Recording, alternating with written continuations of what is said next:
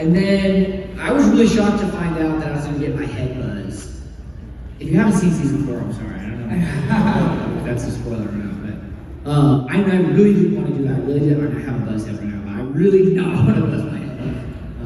That was really shocking. When I first booked the role, I had no idea I was going to have a mohawk, so that was really shocking. It's gotta be a season 2 Coyote Creek. That was, yeah. That was the first time I ever cried on set. Dude, not to bring it to TMI too quickly, but I was 17. We had practiced the whole fight in a bungalow on mats, so I was like, oh, I got this. This is easy. And then we get to the day, and it was just wet, leaves on the ground, mud everywhere, and I was slipping and sliding everywhere. And I remember after the thing, Keto, our sales coordinator, is like, you gotta do it, bro, so you gotta get back in there. From my POV was, Shola had this really technical sweep to do, and it was just impossible on the ground that we were on. You would just go down the street and be like, ah, and you just fall. And I'm standing there and I'm like, really hard.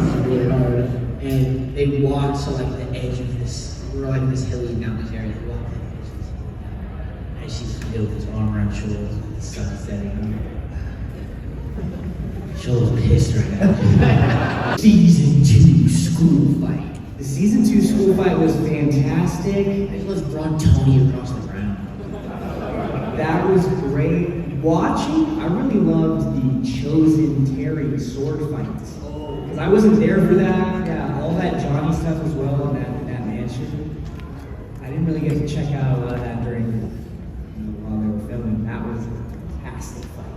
We had almost a 9-month break in between seasons 5 and 6, right? If not longer. So we had filmed the first episode, and the writer's strike started. They were like, well, we don't need the writers, we're just gonna go without them. And then we made it like 2 days, and they're like, we need the writers.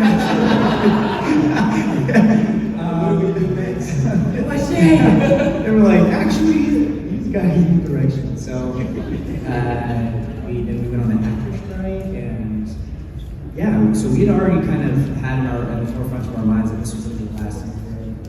It was written that way. It was intended to be the landing of the plane. So it was so fun to go in with that energy. I think on and off camera, like I remember our crew and cast hanging out almost every week. Yeah, and this was. I don't know if this was because I was 5 and 21 or what, but it was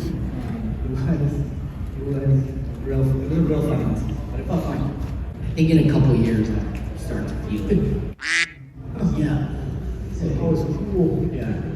I see him all the time, and I see so much of the cast quite frequently, so it doesn't feel like it's over. I mean, we do cons and stuff. There's the Karate Kid movie, Karate Kid Legends, coming out soon, so I'm gonna see everyone again. So yeah, no, it doesn't really feel like it's over. Yeah, we still have a tight crew, so. We sold it. They're like, they hate each other, but they need each other to survive. You need to file. There's only one Floyd. Yeah.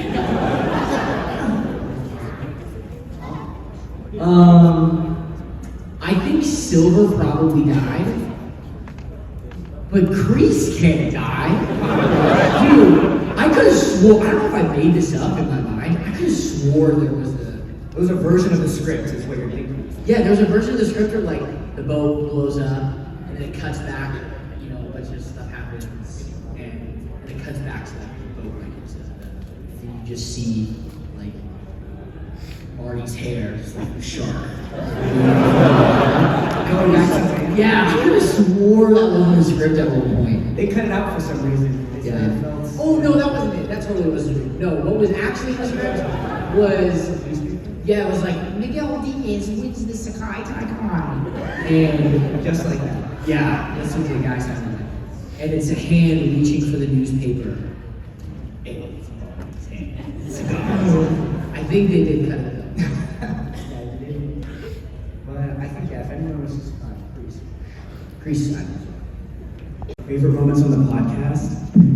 In recent days, it was really fun to get to interview and host part of the Netflix Geek Week. Oh, that was really cool. we got to go in and meet some of our friends from Avatar: The Last Airbender and Sandman and Zack Snyder and people from One Piece, and it felt like we had a bubble of people knowing about our show and people feeling the energy that Jacob and I share in our conversations, but bringing that to someone like Zack Snyder and having him a part of that, it was a trip to have him actually enjoy it and be a part of the group.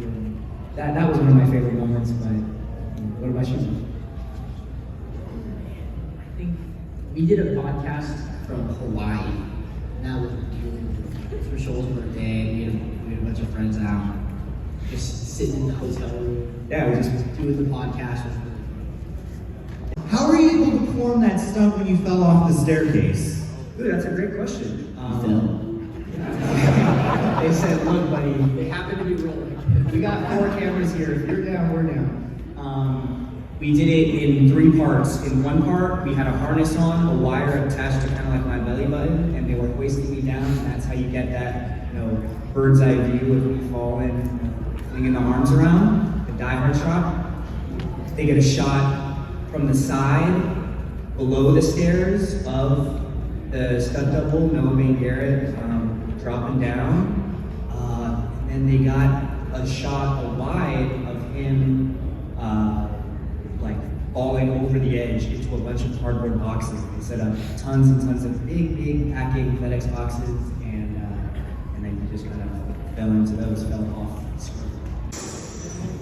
A freestyle rap battle? Okay, wait, are we going against someone, or is it Jake and I? I wouldn't want to do it. I wouldn't want to make him cry.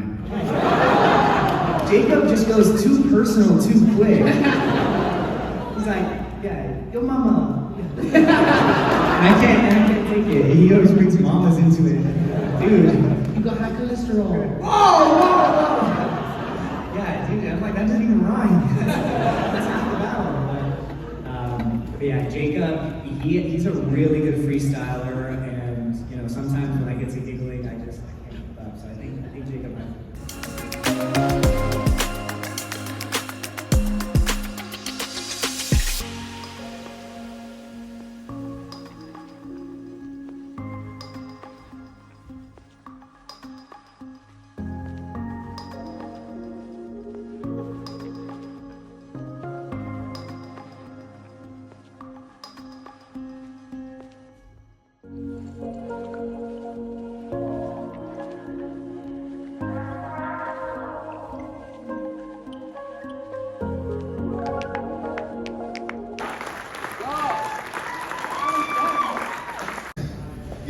A lot of these I've gotten to do side by side with my good friend Charlie Hunnam.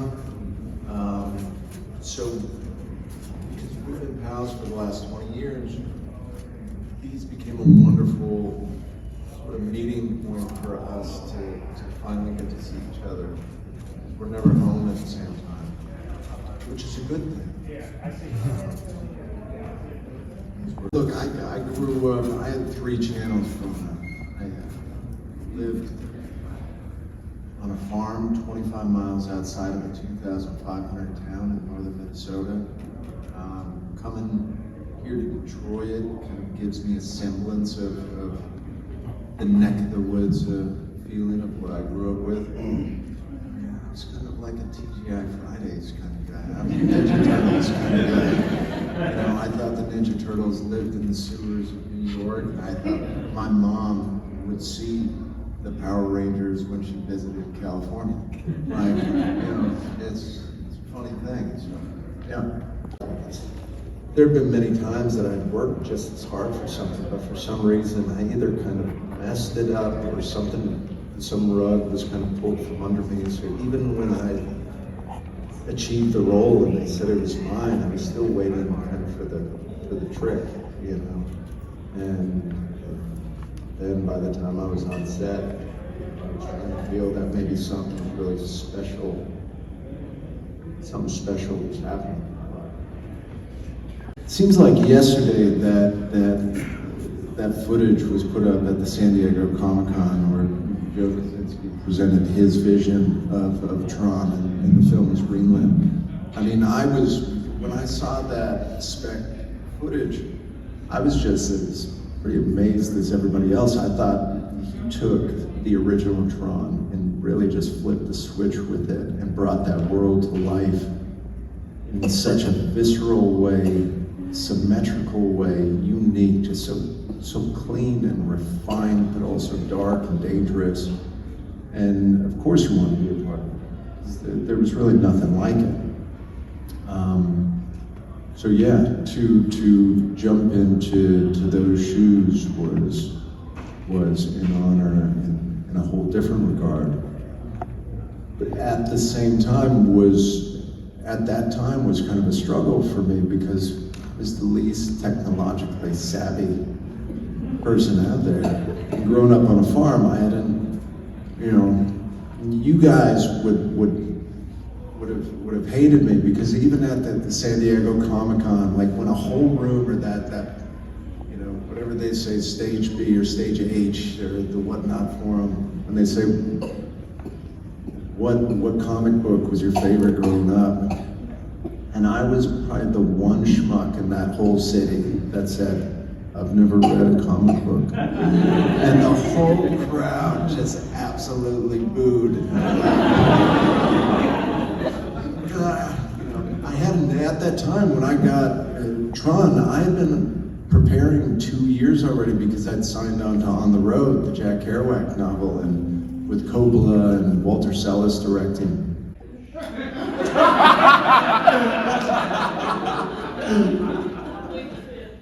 No comment. Is there anything from the Tron movie you filmed off the set that you took that no one knew?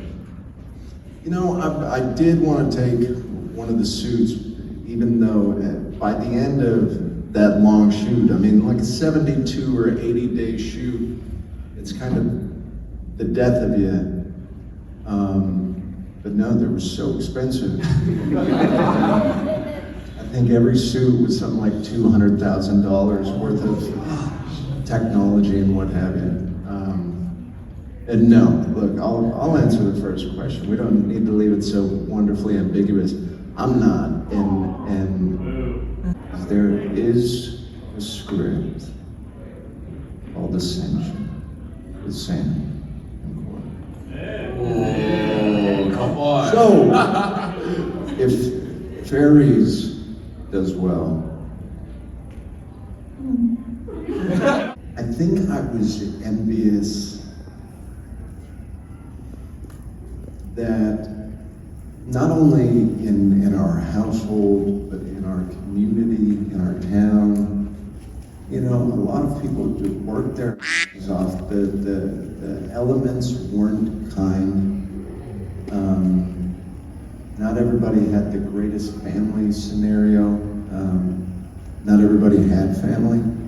And so you looked at that screen like something that could take you, help you escape what you were going through for a while. That's what I was envious of. And I was envious of those that were up there that had the attention of all these people that criticized me or teased me or, they were just enthralled by this. And so a part of it, in a way, was like, I want to be that. I want to be somebody enthralling someone or, somebody that has the attention of the teaser and that was kind of probably it. I just wanted to be more than what I was there. It would have been a backdrop like this of just blue, but sort of all around us. It was a very intimate kind of thing, but it was just a stripped down green. It was like green metal pieced together like a stick figure bike, and with like a banana bike seat. Was that really uncomfortable? Or like this, and and the camera would be very close up because really it's only just trying to capture your face. Because everything else will kind of be done. They just needed this. You always hear me when I'm back. They just needed it because of like the subtle, but also couldn't be hunched. It's something that could, I swore that I could just do it without that. I feel like I'm doing a pretty good job just You know? And so, no, but it was all very stripped down. But that aside, and that was kind of the easiest stuff to shoot, but the most technical for the post creators. But all the other sets were very practically built, incredibly. I mean, you know, some of them the size of this room. You know, Kevin Flynn's lit up, you know, 2001 Space Odyssey dome was literally the size of this room. You know, floors, fires. Yeah. They've all been Maybe on a more personal. They've all been challenging. I mean, the long and short of it is probably On the Road was a very challenging and fulfilling one to jump into. Jack Kerouac's beloved novel. I mean, they tried to cast this film for 30, 40 years. You know, I think Kerouac had wanted Brando, and then Francis Ford Coppola would do all of his cattle calls. I mean, I'd seen all the tapes of all the actors, you name it, that went in to read, and pretty much every single big name actor went in to read for it. And so when I got that, it was once again one of the greatest things to happen to me, and also, you know, quite stressful for me and for Walter, because we wanted to do it such justice, and just kind of give it that screaming, mad freedom, yearning, lusting love of life, and that danger, thrill, that, and when you set out with expectations like that, there's kind of no ceiling, you know. But then there is, because of limitations of locations, and this and that, and what you can and can't do on set, and yada yada. So that one was hard, but you know, going from playing a Mormon virgin and Georgia Rule straight into playing like an Aryan Brotherhood 3 weeks later in Death Sentence in South Carolina was at that time very nerve-wracking for me as well. One more time.